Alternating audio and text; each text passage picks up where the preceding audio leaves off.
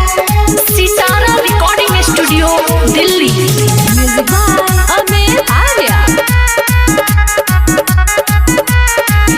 बारे औरत के नाम पर कलम करे ते तमार देले ऐसन डम करे जा साफा बिहाया बारे औरत के नाम पर कलम करे ते त ऐसन मरले डम करे खत्म कइले ते अपना सिंगार के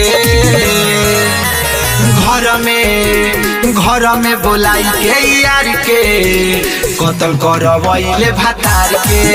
अरे घर में बोलाई के यार के मर्डर करवैले भातार के।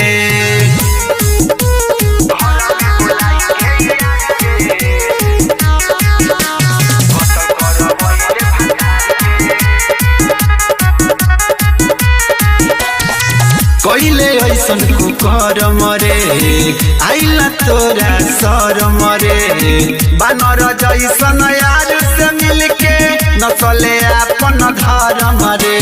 चल तारे सगरो सुन तहरे बोल बाला रे कमावा ऐसन कहिले सगरो भइल बाटे हाला रे। कैसे देहु बदलले विचार के। अरे घर में बोलाई के यार के कतल करवैले भातार के। अरे घर में बोलाई के यार के मर्डर करवैले भातार के।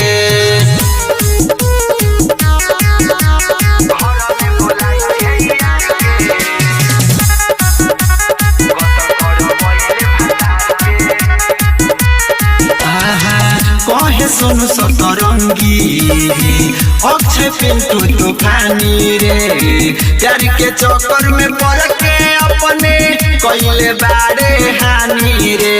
चांदनियन सूरत के मिटाई देले मुखड़ा यार के बोला के घर में कइले 15 गो टुकड़ा बोल मिल